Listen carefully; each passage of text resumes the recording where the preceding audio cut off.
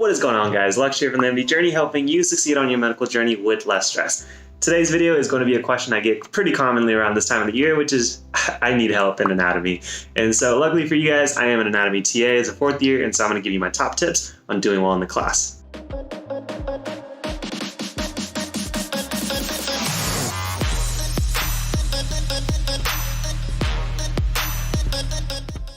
Alright guys, let's get to the video, let's get to the tips without any fluff. Quick introduction for any of you guys that are new to the channel. My name is Lux. I am a fourth year medical student here in Texas, and we are going to talk about how to do well in anatomy. It's probably one of my favorite classes. So if you're struggling, I totally get it. There's a lot of stuff you got to understand. So how do you make sense of it all? I'm going to give you a couple of tips and advice you can use. Take it with you. This is what worked for me to make sure that I ace the practical as well as the multiple choice portion of the test. And if you guys have more questions, comment down below. So the first thing I'll give you is how to prepare for your exams. It's pretty hard, especially when you have a lot of things to cover on how you want to approach it. So what I would do is during the last week before my test, let's say the test was Friday, we're looking at Saturday, Sunday, Monday of the week before. Make a list of all the things that you dissected out or you're supposed to identify. Usually your dissection guide or whatever may have a list at the very end. If not, make a list at the end of every lab. What did I identify? What do I need to make sure I can identify in the future? And then let's say you have 9 labs that you have to study for your test on Friday. What I would do is then go to lab on like a Monday. I would usually skip class, so if this doesn't work for you, you're just gonna have to find other hours. But I would go to the lab in the morning when everybody else would be in lecture. So I would do 3 labs worth review. I would go through my list and try to find every single thing on 1 to 2 cadavers for lab 1 to 3. On Tuesday, I would do lab 4 to 6. And then finally, I would wrap it up on Wednesday with lab 7 to 9.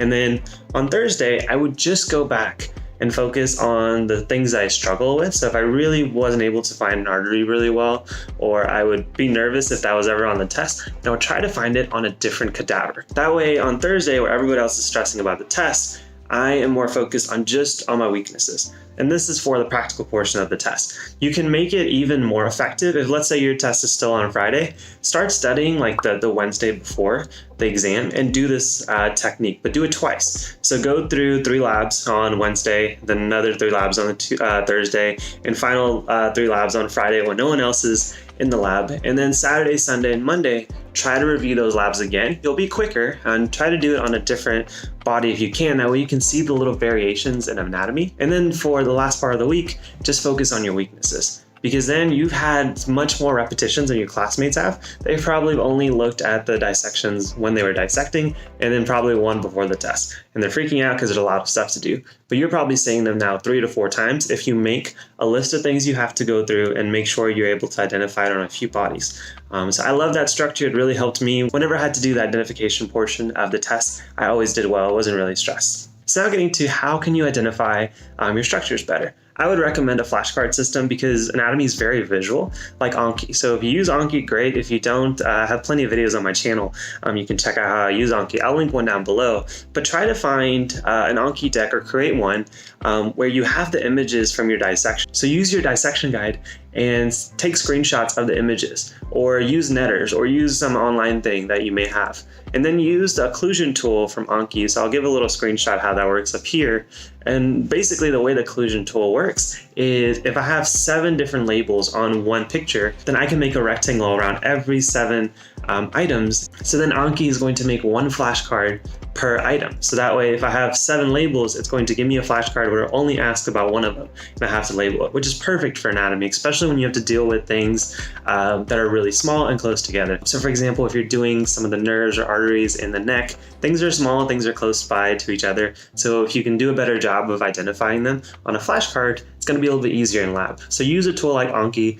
Maybe your school already has one for your dissection guide. There are some free ones online as well. If not, just make your own really quickly. Every day before a lecture, take a book like Netters, and then take a screenshot if you have an ebook version, and then make the occlusion items on Anki, and then use those before you go to lab, after you go to lab. That way you can refresh and then before your test. That's going to help you do pretty well on the identification portions of the test. Combine that with the first tip, and you're going to be able to easily label stuff for your test. Now let's get to the multiple choice. So obviously anatomy is just not like, what is this muscle? It's also, how does this muscle work?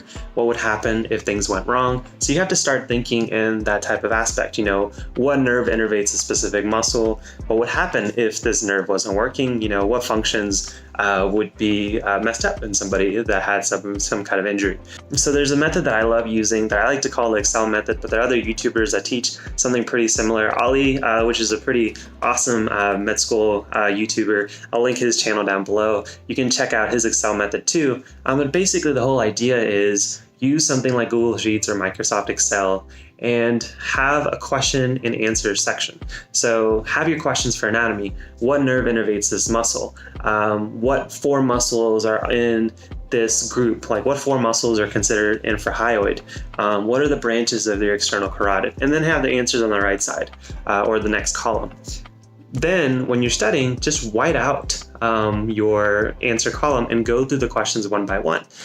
If you have something you struggle with, I like to personally make them red. And that way I know, like tomorrow before I wake up, make sure you do those questions again.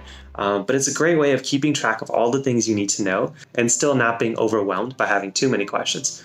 Sometimes Anki can be pretty overwhelming because you feel like you have a lot of flashcards, but you can quickly get through an Excel sheet because the questions are pretty short. So what nerve innervates the muscle? What's the arterial supply of a muscle? You know, what are the branches of something?